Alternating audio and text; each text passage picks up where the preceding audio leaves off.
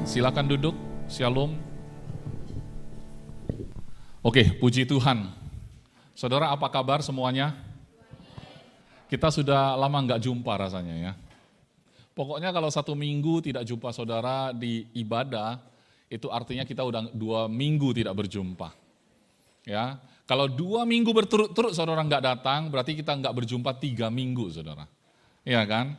Jadi sering-sering datang, saudara ya. Nah, jangan tinggalkan ibadah-ibadah seperti ini. Ya, saya juga sangat bersyukur karena selain ibadah umum kita juga ada youth ya. Youth juga ada 2. Youth yang sangat remaja, yang masih bersekolah ya. Itu youth. Youth ini panjang, saudara. Saya aja masih youth, walaupun udah punya baby masih youth ya. Dan juga ada youth yang profesi ya. Tapi jangan lupa ada kids club di sana. Itu adalah bagian dari kita semua, amin. Dan setiap siklus ya kan, umur berapa itu juga penting ya saudara ya, penting sekali. Belakangan ini ada juga ibu-ibu. Kaum bapak belum ada ya Pak? Belum ya. Ibadah keluarga sudah oke. Ibadah ibu-ibu saya dengar juga sudah mulai start ya, sudah mulai jalan dan saya lihat sekilas dari foto yang curi-curi foto oleh istri saya cukup dinikmati oleh semua ibu-ibu. Betul enggak? Ibu-ibu mana suaranya? Ya, tepuk tangan enggak apa-apa, jangan tahan-tahan. Ibu-ibu ini susah ditahan-tahan sebenarnya. Itu menderita sekali kalau ditahan-tahan. Bakat terpendamnya banyak ini ibu-ibu. Ya. Oke, jadi hari ini saudara saya mau berbicara tentang See the Unseen sekali lagi. Sepanjang tahun tema kita ini See the Unseen. Kita lihat di Kejadian 27, sebenarnya bapak memberkati anak itu memang sah dan alkitabiah. Itu bisa terjadi. Karena di Kejadian pasal 27, ayat sebenarnya dari ayat 1 sih, di mana Ishak itu memberkati Yakub. Tapi Yakub ini kan licik kan saudara. Dia penipu sebenarnya. Dia sudah mengambil hak kesulungan abangnya Esau, sebenarnya mereka juga kembar sih, cuman yang abangan itu Esau ya. Tetapi si Yakub ini sudah mengambil hak kesulungannya. Nah, kali ini dia tipu juga karena bapaknya itu minta, ya kan, ada request katanya di ayat 1 kan. Ketika Ishak sudah tua dan matanya telah kabur sehingga ia tidak dapat melihat lagi. Jadi sebenarnya Ishak ini tidak bisa melihat secara jasmani. Kenapa? Karena sudah kabur pandangannya, sudah tua ya. Sudah tua. Dipanggilnya lah Esau, anak sulungnya. Ini benar ya, dia mau pesankan anak sulung. Jadi bapak ini lagi mau cari anak sulung, mau bicara ya. Anak sulungnya serta berkata kepadanya, anakku, sahut Esau, ya bapak. Terus, ayat 2. Berkatalah Ishak, lihat, aku sudah tua. Aku tidak tahu bila hari kematianku. Kapan maksudnya? Kapan aku mati? Oke, berikutnya. Maka sekarang ambillah senjatamu, tabung panah dan busurmu, pergilah ke padang dan burulah bagiku seekor binatang. Minta makan dia. Ya, sediakan dulu makanan katanya. Ayat 4. Olahlah bagiku makanan yang enak seperti yang kugemari. Ya, sesudah itu bawalah kepadaku supaya ku makan agar aku memberkati engkau sebelum aku mati. Jadi bapak ini punya hati ingin memberkati Esau anaknya yang sulung. Tetapi memang istrinya agak membela Yakub ya. Jadi kita skip ceritanya, langsung kita masuk ke ayat 18. Nah, ayat 18. Demikianlah Yakub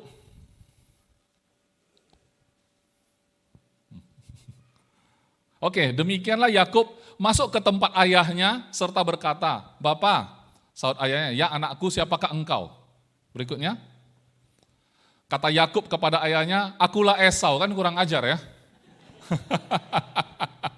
Mentang-mentang bapaknya sudah kabur, ya kan, matanya mungkin katarak ya, dulu kan nggak ada dokter mata, padahal dioperasi selesainya itu. Tapi kan dia nggak ada dokter waktu itu kan. "Akulah Esau anak sulungmu, telah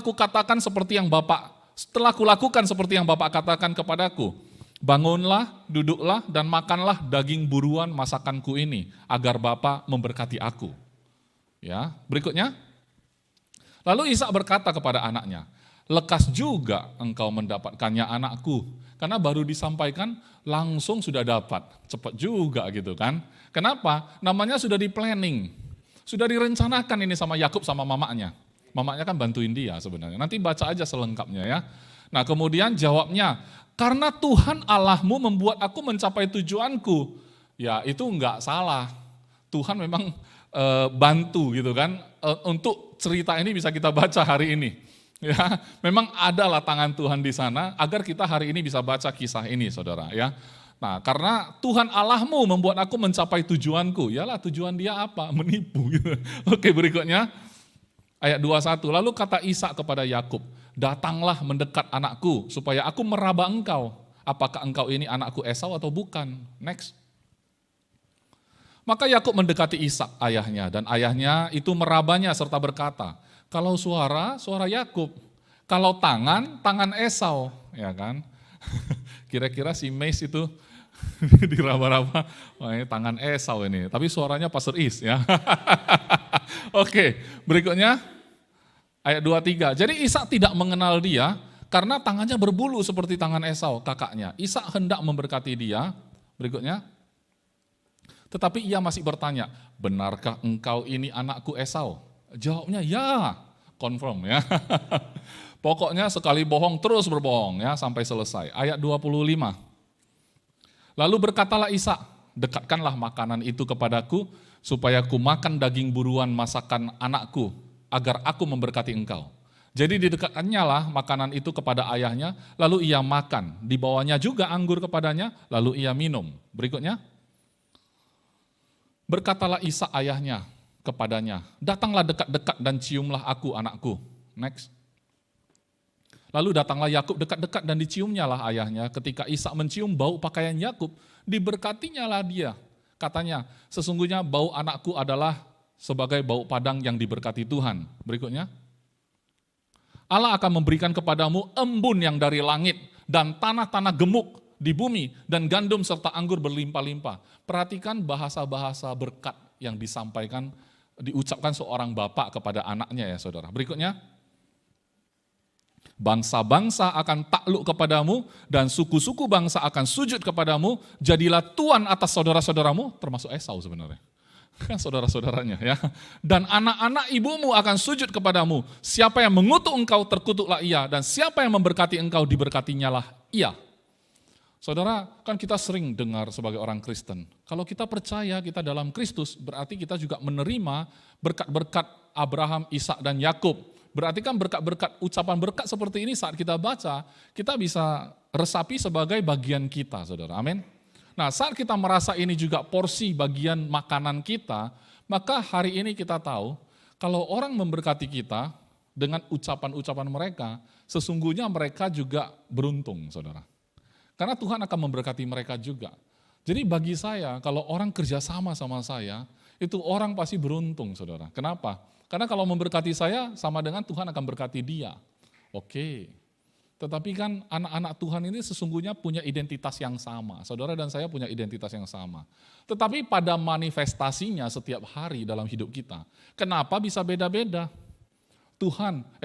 Pastor, kenapa hidupku... Aku jadi Tuhan jadi. Pastor, kenapa hidupku enggak seperti yang pastor ngomong? Kayaknya hidupku enggak segampang yang pastor ngomong. Berkat-berkat ini kayaknya enggak terjadi dalam hidupku. Apakah ada yang salah? Kan begitu. Apakah ada yang salah atau Tuhan pilih kasih atau saya kurang lakukan sesuatu? Mungkin pastor lakukan sesuatu yang saya belum lakukan. Jangan-jangan itu masalahnya. Jadi artinya apa? Artinya bisa jadi saat janji yang sama, anak yang sama, orang tua yang, maksudnya gini, dalam keluarga, ini anaknya banyak. Dalam keluarga, itu anak-anak itu sendiri punya porsi masing-masing untuk menempatkan diri. Orang tuanya sama. Mungkin ucapannya, berkatnya sama. Tetapi mungkin ada anak yang sebagiannya percaya tanpa beban. Ada yang menganggapnya itu sebuah perintah. Ada yang menganggapnya itu sebuah beban, kerjaan gitu loh saudara. Jadi kalau misalkan seorang ayah yang sangat kaya punya perusahaan, dia punya 10 anak, 10-10-nya dimasukkan ke perusahaan, bisa aja si A yang pertama kerja keras, ya kan, disiplinnya luar biasa, ya kan, dan dia mengerti hati ayahnya. Dia pokoknya tidak merasa harus istirahat. Kenapa? Karena bagi dia, saya ini anak dari Bapak. Ini perusahaan milik Bapak sama dengan milikku juga. Aku harus lakukan yang terbaik. Nah si B, toh punya bapakku. Ya kan? Aku males pun gak ada yang berani marahin aku. Bisa kan? Karyawan ini semua tahu aku ini pemilik, ya kan? Anak dari pemilik. Bisa juga dia malas-malasan.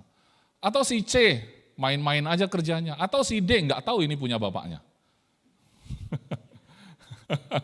Malah bahkan nggak tahu, ya kan? Si E, si F, si G sampai si J, ya kan? Kira-kira problemnya di mana? Di bapaknya kah atau di sisi anaknya gitu loh. Nah sekarang persoalannya bapak memberkati anak katanya terjadi.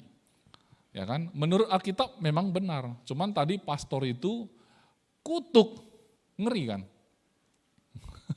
Maksud saya gini, kalau saya mengutuk anak saya Ken, tidak bisa terjadi. Tapi kalau saya berkati anak saya Ken, bisa terjadi. Tahu nggak kenapa? Karena Ken dalam Kristus. Amin. Karena kalau siapa dalam Kristus, tidak mungkin dia di bawah kutuk. Mau saya bapaknya jungkir balik ngutukin dia pun nggak bisa. Kenapa? Dia dalam Kristus. Itu yang benar, pastor.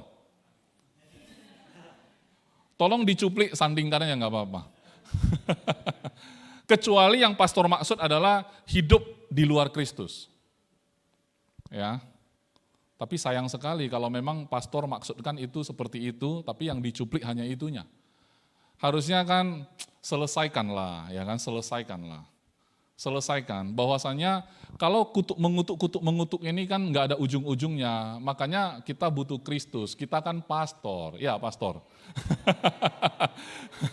Harusnya kita ucapkan yang berkat-berkat lah, ya kan, betul enggak? Udah sumpah kita dengerin kutuk-kutuk di luar sana, orang saling mengutukin semua. Teman saya bermain badminton aja, out katanya, masuk itu kutuk, wah boy gitu. Tapi bercanda sih, ya, bercanda. Siapa bilang matamu itu katanya gitu. Sumpah aku ditabrak mobil katanya. Kalau itu aku bohong katanya gitu. Sampai gara-gara badmintonnya saling mengutuk saudara. Tapi itu main-main saudara. Pertanyaannya kalau main-main kayak gitu kejadian nggak ya? Jadi kata-kata tadi itu ya di mobil saya ngobrol juga sama istri. Saya bilang, ada teman saya, dia cerita iparnya itu lagi sakit, udah sangat parah. Jadi saya bilang, enggak lama lagi kayaknya. Masa katanya gitu, dan kejadian. Jadi maksudnya gini, saya tanya istri saya, ini sebenarnya ucapan kita yang jadi kenyataan, atau kita sudah tahu apa yang akan terjadi? Nah, menarik kan? Karena anak Tuhan kadang-kadang kalau lagi menjalani kehidupan Kristennya, kadang-kadang banyak pertanyaan yang nggak bisa ditanya, karena dia nggak tahu cara nanyanya gimana. Karena dia juga bingung sebenarnya. Dalam hidup dia banyak kebingungan. Sebentar firman Tuhan ngomong begini, sebentar ngomong begitu. Kebingungan. Jadi tugas kita di sini adalah menguraikan kebingungan-kebingungan ini. Kenapa? Karena patokan kita adalah firman Tuhan. Kalau pengalaman pribadi itu bisa beda-beda. Ya kalau kayak tadi itu pengalaman, saya bilang kayaknya nggak lama lagi dan betul kejadian. Apakah itu saya ngutuk orang bisa terjadi? Gampang kali, kalau gitu saya berkati aja semua orang. Saya doakan aja semua orang, pasti sembuh semua. Kan gitu. Kalau memang ucapan saya itu bisa berlaku kepada semua orang. Istri saya bilang gini, kalau ada kaitan sama kamu ya mungkin bisa. Anakmu sakit kamu doakan gitu kan, oh anakmu. Jemaatmu kamu doakan, oh bisa. Kecuali jemaatnya tidak menganggap ini pastornya. Ya kan? Makanya ketika ada satu appointment atau pengutusan atau pentahbisan saudara. Misalnya pastor atau diaken atau pengerja atau siapapun yang ditunjuk untuk menyampaikan firman di depan atau aser. Saudara kalau melihat mereka, saudara menganggap mereka adalah orang yang memang sudah dipilih Tuhan untuk melakukan hal tersebut. Maka saudara bisa terima berkat dari orang itu. Saat mereka jabat tangan saudara, Tuhan berkati ya Pak, aminkan saudara. Itu terjadi itu. Kenapa? Karena kita ada hubungan. Kalau kita nggak ada hubungan, jungkir balik pun nggak akan terjadi. Orang nggak ada hubungannya gitu loh. Bahkan orang kalau kita mau doakan dia, kita pun minta izin dia. Sia-sia kalau kita doa dia nggak mau. Kan gitu kan. Apa bisa? Kalau bisa kita bilang aja, aku bantu kau terima Yesus lah ya. Kau tenang aja, aku yang ngomong lah, aku bantu kau terima Yesus. Bisa? Nggak bisa kita paksakan kayak gitu. Kalau bisa itu aja kita paksakan, nggak usah kesembuhan, betul nggak? Penerimaan mereka terhadap Yesus yang kita bantu. Lebih aman hidupnya. Daripada soal sekedar kesembuhan, soal berkat, masalah ekonomi, didoakan gitu. Daripada kita paksakan itu, mendoakan orang supaya diberkati, bagus kan paksakan dia untuk terima Yesus. Betul nggak? Tapi masalahnya itu pun nggak bisa dipaksa. Yesus waktu hidup di bumi ini aja, dia difitnah.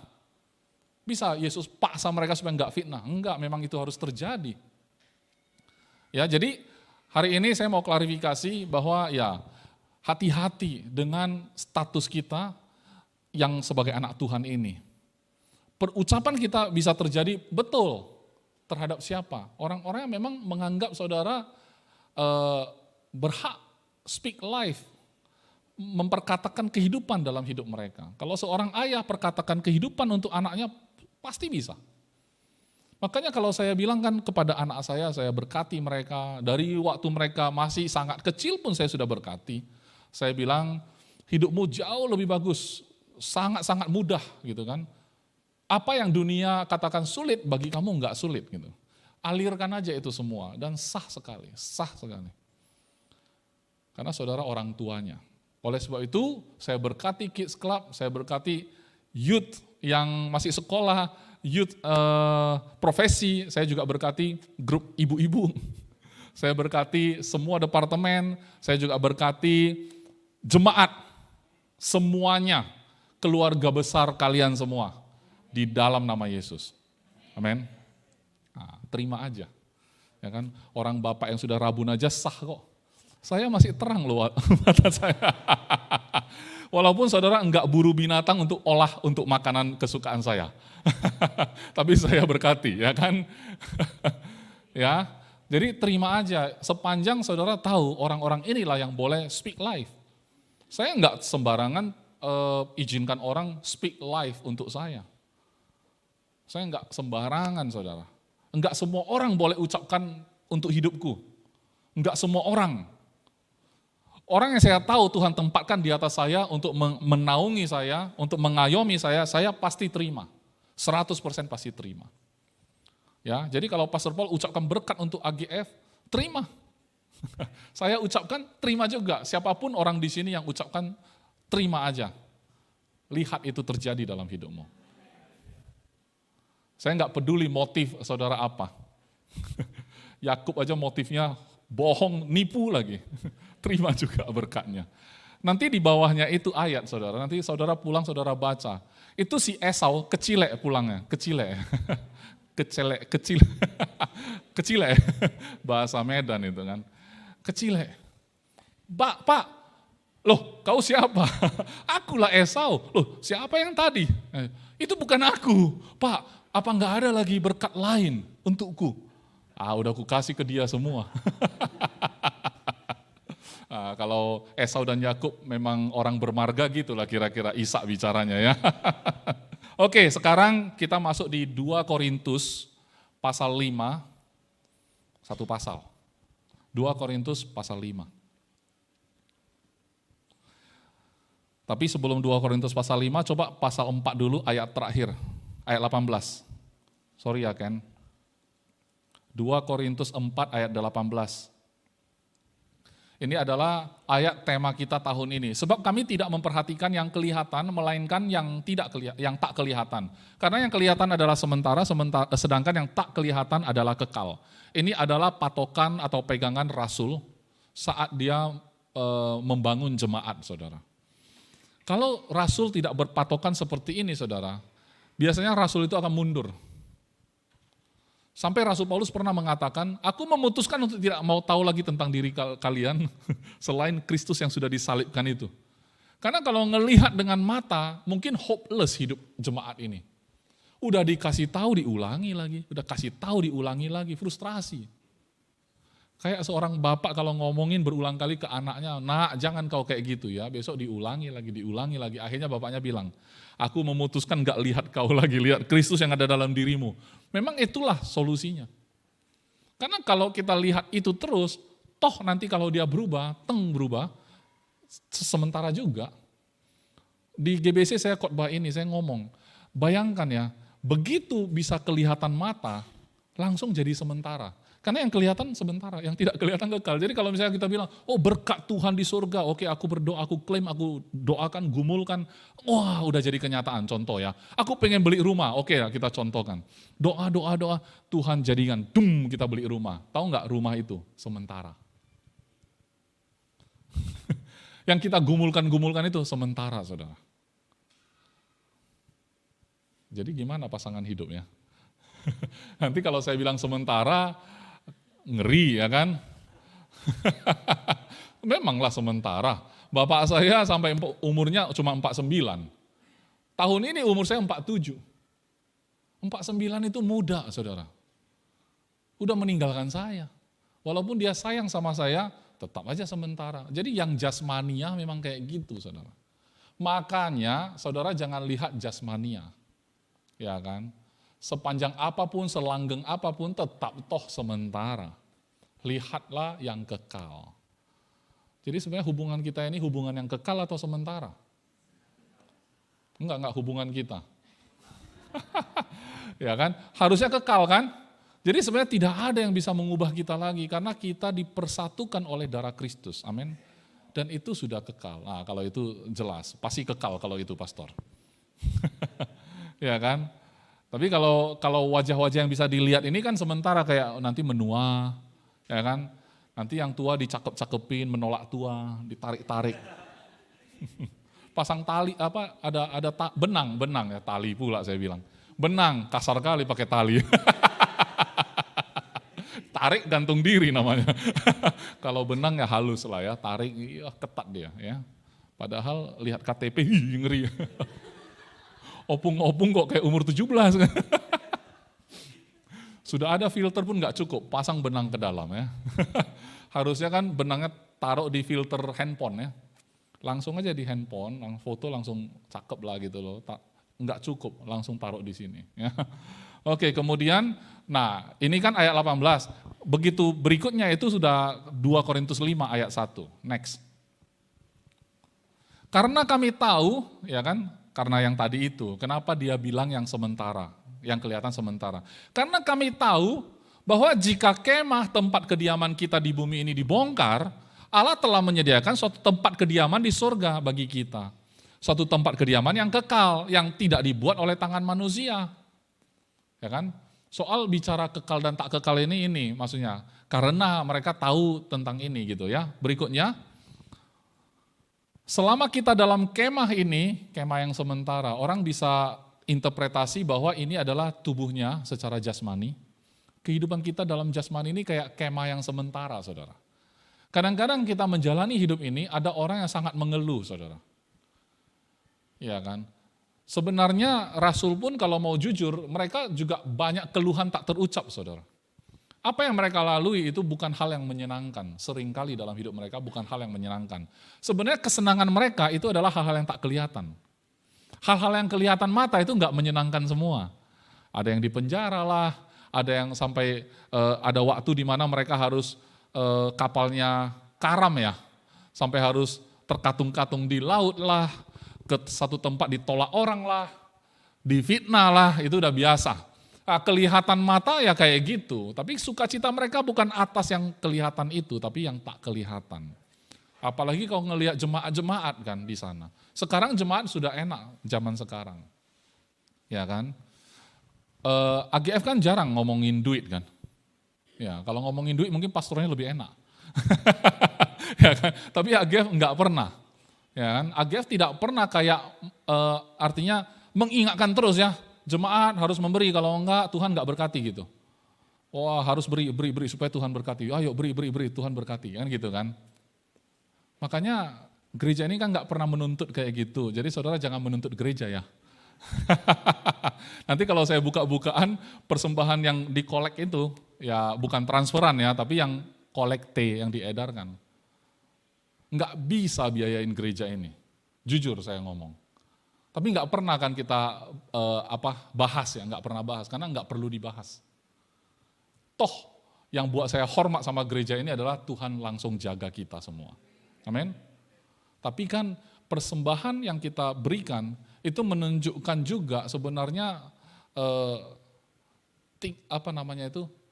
selain ucapan syukur kita, itu juga merefleksikan berapa besar Tuhan berkati kita. Pasti dalam hati saudara, pastor bukan nggak mau, saya pun pengen kasih besar kalau saya pun gajinya besar juga gitu. Makanya saya doakan aja gaji kalian besar. Ya tadi saya ucapkan berkat, cepat aminkan. Nanti baru saya cek lagi gimana, ada naik persembahan kan gitu. Kalau belum juga terpaksa saya ucapkan lagi kan gitu. Pegang tangan yang berbulu yang mana gitu, Esau dan Yakub ya. Nanti pastor itu balas saya. Pastor yang tadi saya bahas, balas saya pula nanti di video. Nah itu pastor itu ngomongin uang gitu ya. Enggak ya. Karena memang kerinduan saya adalah saudara sangat-sangat diberkati. Sehingga pada saat saudara pun memberi persembahan juga tidak ada tekanan, itu ucapan syukur semua. Gampang sekali karena melimpah ruah dengan ucapan syukur. Gereja ini benar-benar dijaga baik oleh Tuhan. Saya saksi matanya. Saya juga tidak sampai harus merobek kantong untuk gereja, enggak usah khawatir. Ya, saya bukan tipe pendeta yang bilang demi pelayanan aku merelakan ini dan itu, enggak. Gereja ini sangat terhormat, ya.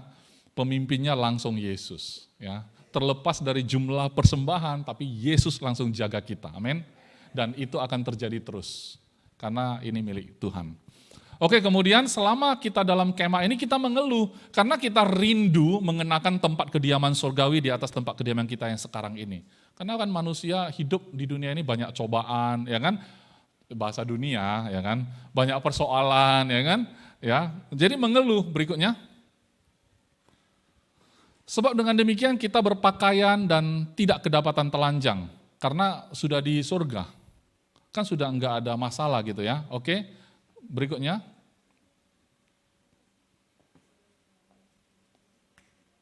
Sebab selama masih diam dalam kemah ini, kita mengeluh oleh beratnya tekanan. Karena kita mau mengenakan pakaian yang baru itu, tanpa menanggalkan yang lama, supaya yang fana itu ditelan oleh hidup. Fana itu yang kelihatan, ya, ditelan oleh hidup. Oke, berikutnya.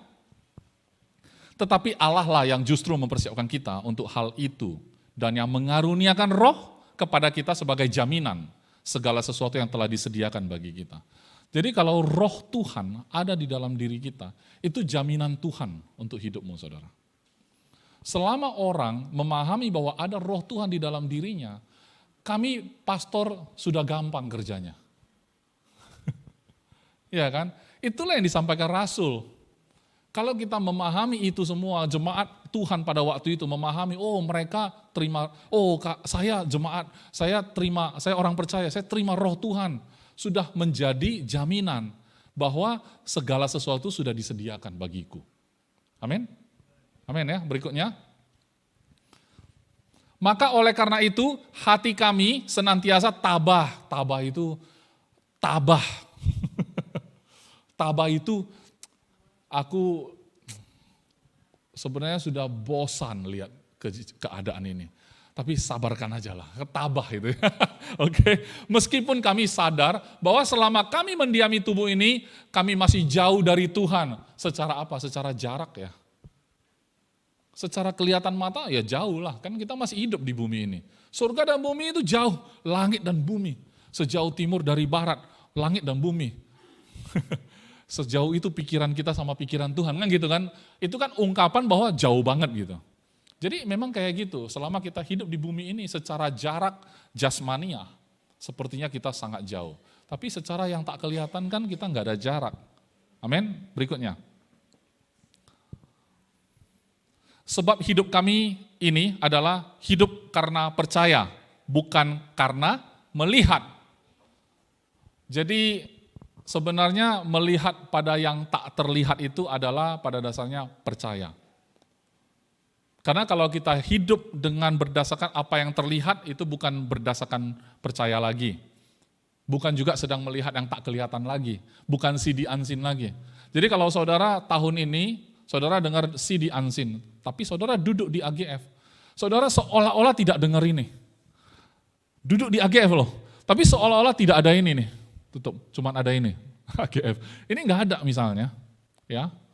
Saudara, apa bedanya dengan orang-orang biasa? Berarti datang ke sini hanya dengar motivasi. Supaya senang aja hatinya. Supaya bebannya udah, pokoknya saya orang Kristen sudah datang ke gereja. Setiap hari Minggu saya harus datang. Dan saya sudah pilih AGF, ya sudah. Kalau soal CD Unseen, itu saya kurang paham lah itu. Saudara melewatkan hal terbaik. Kalau saudara tidak mau memahami ini dan percaya. Kenapa? Karena kalau misalnya hidup kita masing-masing terbiasa mempraktekkan, melihat yang tak kelihatan, saudara lihat hidupmu. Itu berubah drastis, saudara. Lihatlah hidupmu, berubah drastis. Saudara nggak bisa dihentikan oleh apapun juga. Dan mungkin kalau orang bilang, saudara dalam hal bekerja atau usaha gitu kan misalnya, itu sangat tajam juga. Tidak bingung-bingung, galau-galau gitu loh. Kalau saudara melihat ada peluang bisnis misalnya, atau kerjasama, atau apapun itu. Saudara terbiasa mempraktekkan hal yang tak terlihat itu. Roh Kudus sebagai jaminan atas apa yang segala sesuatu yang disediakan bagi kita. Saudara tahu, ini memang seperti itu. Oke, ini keputusanku misalnya. Terus orang tanya, kok cepat kali? Tapi saudara yang tahu, bukan soal cepat atau lambat. Saudara yang tahu selama ini bagaimana saudara. Karena kalau misalnya kita bingung, justru jangan putuskan. Justru kalau bingung, ya jangan putuskan. Orang bingung itu, keputusannya nggak ada yang benar. Namanya bingung. Betul nggak? Tapi kalau dia nggak bingung, saya tahu kok Tuhanku siapa gitu loh. Dia sudah terbiasa dengan pikiran yang seperti itu, bahwa ini semua punya Tuhan misalnya. Saya malah nggak khawatir. Tanda petik ngomong kasarnya kalau salah, Tuhan ada di pihak dia. Saya nggak khawatir tentang hidup dia. Itu perjalanan dia bersama Tuhan sesungguhnya. Jadi kita mau praktekkan melihat yang tidak kelihatan. Dalam setiap area kehidupan kita, dalam setiap musim hidup kita. Ya, karena apapun itu tetap sementara saudara. Betul enggak? Saudara masuk WIBI, ya kan? Apa selamanya? Enggak ya, enggak diterima lagi ya. Mau sekolah 2 kali boleh enggak? Udah 3 tahun tamat nih. Udah kelas 3, daftar lagi dari kelas 1. Ya WIBI ya terima-terima aja, tapi maksudnya untuk apa juga gitu. Untuk apa juga gitu. Tapi kan sementara gitu loh. Apakah tempat ibadah kita yang enak ini, apakah selamanya kayak gini? Kan enggak. Jumlah kita yang kayak gini apa selamanya kayak gitu? Kan enggak. Betul enggak? Gereja yang sangat besar, akhir-akhir ini katanya agak berkurang jumlah jemaat. Ya di negara-negara maju katanya jemaat yang biasanya di gereja itu banyak sekali orang, berkurang loh. Saudara tahu kenapa? Ya karena pandemi kemarin. Karena pikir-pikir juga kan, kalau berdesak-desakan ke gereja kayak yang kemarin-kemarin, rupanya bisanya disaksikan lewat YouTube, ngapain juga aku datang. Toh sampai sana juga enggak ada yang aku kenal, saking besarnya gereja. Akhirnya apa? Di rumah aja lah kan sama aja itu. Nah kalau sekali dia terbiasa kayak gitu, ya sudah itu aja hidup kekristenannya. Enggak lagi ke gereja. Tapi di AGF ini kan beda. Lama-lama kali mau pulang. Iya kan? Sudah selesai, ibadah sudah selesai, enggak mau pulang juga. Itu harus punya gedung sendiri kalau mau kayak gitu, saudara. Ini gedung orang. AC masih dibayarin orang. Kalau punya gedung sendiri enak gitu ya. Oke, makanya saya doakan saudara diberkati ya saudara. Nanti ada itu bagian gedung ya di dalam kantong persembahan. Tambah-tambahin di tempat gedung itu biar kita cepat beli gedung. Amin. Ya. Jadi ada waktunya saudara, ada waktunya. Jangan lihat itu tidak mungkin. Semuanya mungkin. Oke, coba sekali lagi saya minta saudara pikirkan. Hari ini saudara punya penghasilan seberapa? Sebulan? Coba pikirkan dulu. Oh, sebulan segini contohnya. Coba itu kalau setahun berapa? Kan kali 12 kan ya? Itu saudara bisa terima setiap bulan, bukan setahun. Gimana rasanya? Gitu aja udah feel good. Padahal sementara. Hal yang kelihatan aja, fana, duniawi, sudah bikin kalian feel good. Merasa, enak sekali. Kalau gajiku 12 bulan, aku bisa terima sebulan. Setiap bulan kayak gitu. Gaji setahun ku terima setiap bulan, enak nggak? Wih, enak sekali. Persembahannya gimana? Belum tentu. Ya, kalau orang mau diuji harus dikasih kayak gitu dulu ya. Udah diberkati gimana nih kira-kira? Baru nampak aslinya kan gitu ya. Berikutnya, tetapi hati kami tabah dan terlebih suka, ya kan? Kami beralih dari tubuh ini untuk menetap pada Tuhan. Berikutnya, sebab itu juga kami berusaha, baik kami diam dalam tubuh ini maupun kami diam di luarnya, supaya kami berkenan kepadanya. Para rasul tidak pernah menganggap remeh keselamatan, saudara. Orang percaya zaman ini, menurut saya, apalagi yang katanya sudah ngerti grace, justru meremehkan keselamatan. Kenapa? Karena selama ini kan saudara dulu mungkin kan, belum di AGF, di gereja-gereja mungkin sebelumnya saudara nggak pernah diajarkan tentang sebenarnya kita selamat itu bukan karena usaha. Kita tahulah anugerah menyelamatkan, tapi setelah itu harus kita jaga keselamatan ini.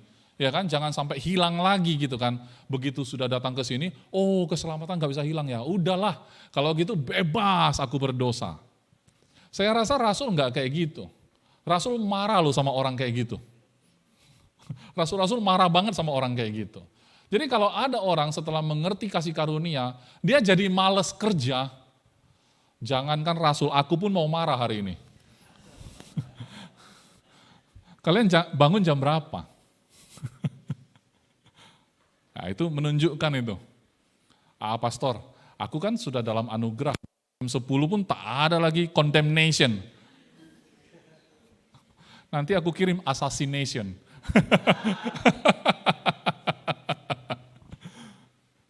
Saudara coba bayangkan, Tuhan Yesus mengorbankan nyawanya, darahnya tercurah, ya, darahnya tercurah, supaya saudara dimerdekakan dari budak dosa. Setelah dimerdekakan, saudara nggak pernah lagi bisa kehilangan keselamatan, saudara selama-lamanya jadi anak Allah yang maha tinggi. Tetapi efeknya adalah saudara jadi terserah saudara mau bangun jam berapa. Tidak ada rasa tanggung jawabnya. Saya sangat khawatir, mungkin jangan-jangan saudara belum terima Yesus kali. Jangan-jangan saudara belum terima Yesus kali, ada yang salah ini. Untung ada Alkitab. Jadi maksudnya saya marah itu sah, karena rupanya rasul-rasul juga kayak gitu loh. Ya kan? Rasul-rasul kayak gitu, jadi oke lah anggap saja saya tegur. Kalau tadi berkat kalian terima, ya pastor yang ngomong, amin. Sekarang saya tegur terima juga lah. Ya kan? Coba bayangkan, coba pikir ulang, saudara setiap hari bangun itu jam berapa? Saudara kerja, udah ada kerjaan belum? Kalau belum, apakah saudara pergi cari kerja? Kalau sudah cari kerja, apakah kamu sudah bekerja dengan sebaik-baiknya? Kan begitu. Karena enggak mungkin Yesus memberikan identitasnya yang sangat tinggi itu ke kita untuk malas-malasan. Harusnya untuk kita mimpin, saudara. Harusnya untuk kita jadi teladan. Enggak mungkin Yesus pemalas, enggak mungkin, itu pelecehan. Saudara kalau udah terima keselamatan, saudara malas-malasan, itulah penistaan yang sesungguhnya. Saudara bukan menista agama, saudara menista keselamatan yang Tuhan berikan dengan jalan mengutus anaknya mati untukmu. Kalau Ken, saya serahkan untuk kamu yang malas-malasan, waduh, saya cabut semua, saudara. Atau kita ubah aja gereja ini doktrinnya supaya keselamatan bisa hilang. Lebih rajin nanti. Malah itu pula lebih rajin. Kan lucu. Sudah dijadikan anak makin males. Waduh, cilaka ini. Ini bukan keselamatan, ini pembinasaan, saudara. Yesus jadiin anak, habis itu nggak apa-apa nak, terserah. Makan sebebasnya, ya nggak usah jaga kesehatan, nggak usah olahraga, nggak usah lah. Enjoy aja, kolesterol aja masukkan terus. Aku kan jaga kau kan anak aku. Itu membinasakan anak namanya. Betul nggak? Mes ketawa-ketawa. Jadi makanan-makanan yang nggak sehat itu bukan karena aku dalam Kristus, makan sepuasnya, tak ada itu kolesterol, cancel, dalam nama Yesus itu. Itu hawa nafsu namanya. Itu hawa nafsu, percideraan. Oke, kemudian makanya saya bersyukur juga ya, belakangan ini waktu COVID ya kan, akhirnya saya punya kebiasaan juga olahraga. Kemarin di youth yang profesi itu saya bilang, tahu nggak kenapa saya olahraga? Karena saya mau tanya, saudara pengen punya pastor yang good looking atau bad looking? Yang jalan aja susah gitu. Saking beratnya bobotnya. Atau yang benar-benar sehat lah gitu loh. Yang benar-benar ngomong itu jelas, bukan kumur-kumur. Ada orang ngomongnya kumur-kumur loh. Entah interpretasi sendiri. Ya pokoknya Tuhan baik lah ya. Saudara pikir sendiri lah ya. Pokoknya ya kelihatan nggak kelihatan, pokoknya itulah dia. Enggak. Oke, sebab kita semua harus menghadap tahta pengadilan Kristus. Ini Rasul Paulus alamatnya itu untuk bicara itu kepada orang percaya dan tak percaya juga. Karena kan Korintus itu jemaatnya campur-campur. Ada orang yang sudah pikir dia percaya, ya kan? Enggak tahu. Pokoknya audiensnya itu semua orang di sana. Ya, memang dialamatkan kepada jemaat, berarti orang percaya. Tapi kan yang baca ini semua banyak ya. Supaya setiap orang memperoleh apa yang patut diterimanya. Sesuai dengan yang dilakukannya dalam hidupnya. Ini, baik ataupun jahat. Jadi maksudnya, kalau saudara nggak percaya, bukan nggak percaya, maksudnya saudara pernah nggak pikir, kalau kita sama-sama dalam Kristus, terus apa ya bedanya? Orang memenuhi panggilan dan tidak memenuhi panggilan. Orang menjaga hidupnya dengan sembarangan dalam hidupnya. Orang memahami firman Tuhan, mempraktekkannya dengan tidak mempraktekkan sama sekali. Masa bodoh, pokoknya aku sudah terima Yesus, sudah selamatnya aku. Apapun hidupku itu pokoknya sudah selamatnya aku misalnya. Kira-kira saya nggak sedang bahas neraka surga saudara. Sekalipun orang itu nanti masuk surga, kira-kira ada nggak bedanya? Orang yang benar-benar memenuhi panggilan dan tidak gitu loh. Orang yang benar-benar memahami, menjaga keselamatan yang benar-benar dia sudah terima ini dengan rasa hormat. Rasa hormat, memperlakukan, bukan menjaga. Nanti dikira pastor bisa hilang lagi. Bukan, nggak bisa hilang saudara. Status Ken ini anak saya. Ya, dia namanya Ken bin Iskandar.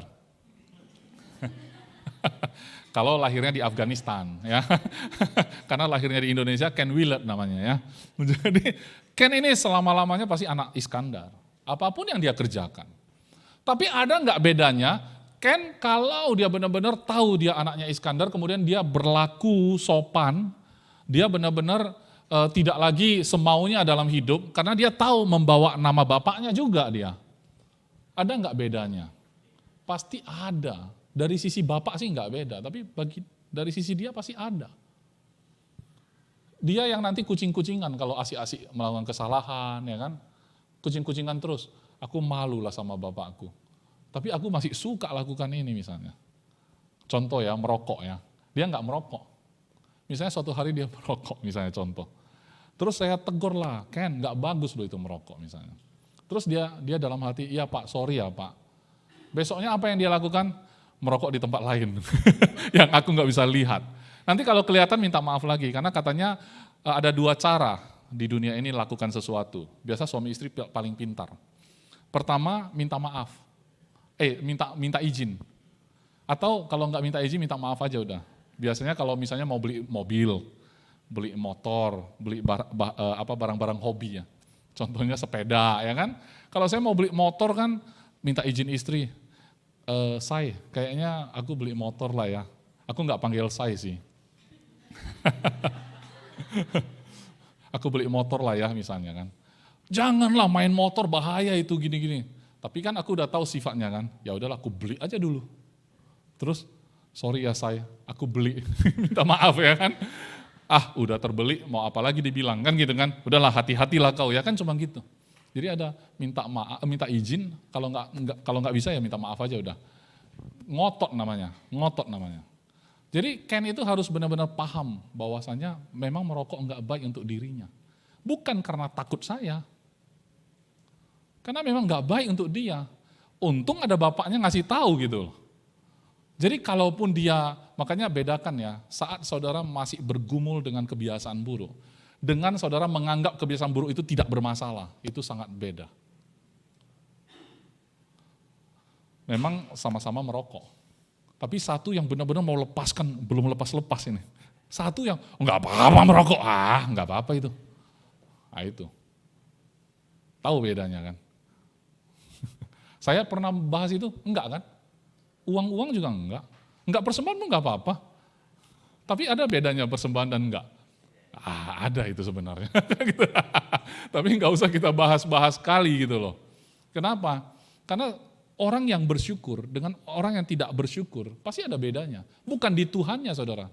Tuhan itu kalau saudara puji dia atau tidak puji dia, dia tetap Tuhan kan. Kalau kita puji dia, yang senang kita saudara, bukan dia. Walaupun ada kata-kata Tuhan disenangkan dengan puji-pujian. Ya namanya kalau anak kita sorak-sorai ya kita senang lah.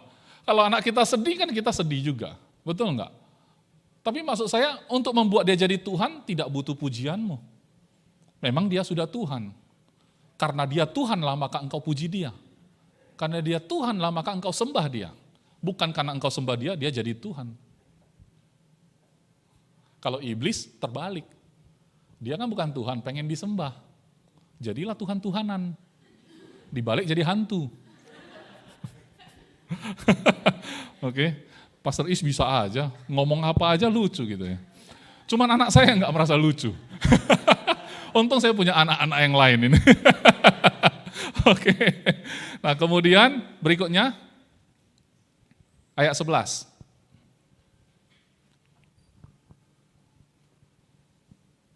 Kami tahu apa artinya takut akan Tuhan, karena itu kami berusaha meyakinkan orang. Bagi Allah hati kami nyata dengan terang, dan aku harap hati kami nyata juga demikian bagi pertimbangan kamu. Berikutnya. Udah lama ini saya khotbah ya, udah mau jam 12.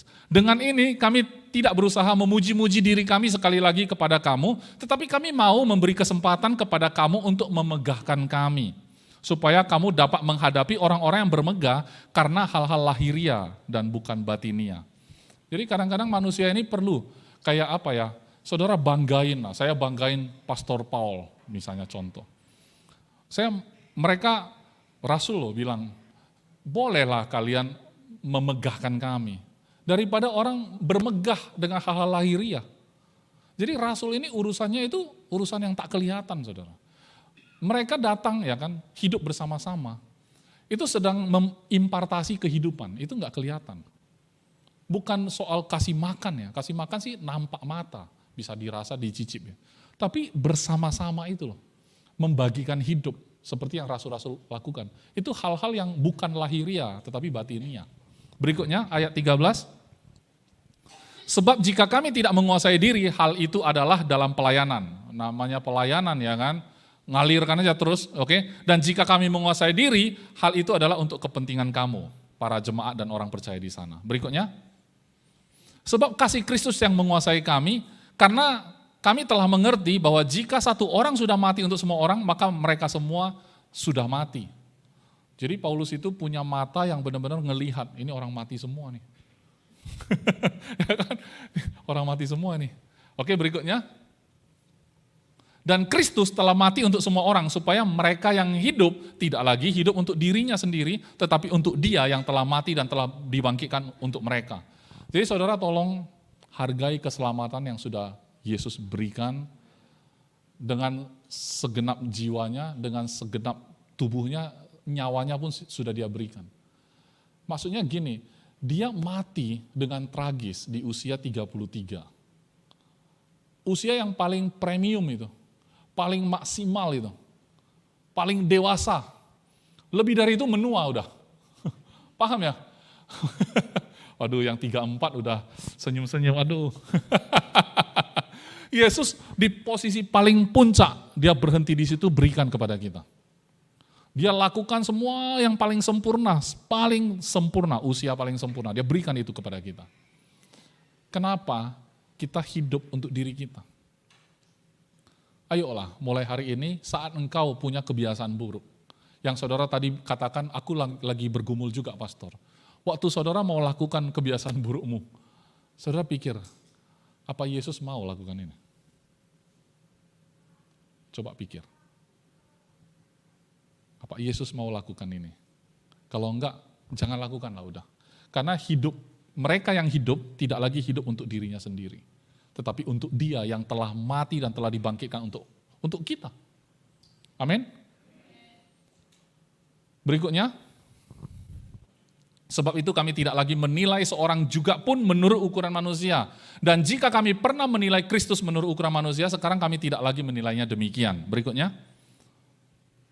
Jadi siapa yang ada dalam Kristus, ia adalah ciptaan baru. Yang lama sudah berlalu, sesungguhnya yang baru sudah datang. Ini sudah sangat terkenal ayat ini. Tapi kita kan bahasa Inggrisnya take it for granted. Kita menganggap ini sepele, saudara. Karena gampang. Saudara kan kalau menjadi ciptaan baru cukup terima Yesus. Enggak perlu jungkir balik. Betul enggak? Paling-paling apa? Beri diri dibaptis katanya. Ya udah baptis aja lah. Tinggal cari kolam selesai. Ya kan? Cari kolam selesai. Baptis selesai. Segampang itu. Karena gampang lah, makanya kita take it for granted. Kita enggak taruh itu sebagai satu hal yang sangat terhormat. Sangat sulit didapat sebenarnya. Sangat berharga dan bernilai. Ya kan? Tapi malah kita simpan emas kita, uang kita lebih bernilai. Ya, kalau ada orang yang curi sedikit aja, sakit kali hatinya. Ya, mobil kena serempet sakit hati ya, Pak. Padahal udah tahu ini benda mati. Kalaupun diserempet, gores, tinggal dicek selesai kan. Tapi kan kena berapa, itu yang sakit. Tapi kalau kena tubuh, berdarah, bisa-bisa nggak sakit hati. Kenapa? Nggak pakai duit sembuhkannya. Bisa sembuh sendiri. Jangan-jangan serempet mobil lebih sakit mobil keserempet daripada tangan luka. Padahal ini kan lebih sakit ya sebenarnya. Tapi kita anggap apa? Kan bisa sembuh sendiri, mobil kan nggak bisa. Mobil nggak bisa sembuh sendiri, harus masuk bengkel. Yang ini nggak ke bengkel pun sembuh sendiri. Jadi kita malah merasa keren loh, ada luka parutnya, mantap, laki-laki harus ada nih. Tapi kalau mobil nggak merasa keren, ada bekas gores, nggak mau dia. Mau dicek ulang, ya kan? Oke, kemudian, dan semuanya ini dari Allah, yang dengan perantaraan Kristus telah mendamaikan kita dengan dirinya, dan yang telah mempercayakan pelayanan pendamaian itu kepada kami, orang rasul-rasul itu. Ya saudara ya, jadi sebenarnya rasul-rasul itu sebenarnya kerja mereka adalah kesana kemari itu menjelaskan, hai Bapak Ibu, saudara sekalian, sebenarnya Yesus sudah datang bagimu. Kalau engkau terima Dia, engkau sama dengan diperdamaikan. Karena Dia datang untuk memperdamaikan saudara dan penciptamu. Dia memperkenalkan Tuhan yang benar, dan kemudian Yesus jalannya, dan terjadilah pendamaian itu waktu mereka terima. Itu aja yang mereka kerjakan. Dan pelayanan seperti itulah yang dipercayakan dari Tuhan kepada rasul-rasul. Saya percaya ini juga pelayanan yang sama Dia berikan kepada kita hari ini. Cuman janganlah lihat hanya sebatas gereja ke gereja. Ini pelayanan pendamaian ini ada di sekolahmu, di lingkungan kerjamu, di bisnis dan usahamu. Bukan hanya sekedar di gereja. Di mana-mana pun kita ditempatkan, ini pelayanan kita. Amin. Kita nggak bisa dihentikan. Berikutnya.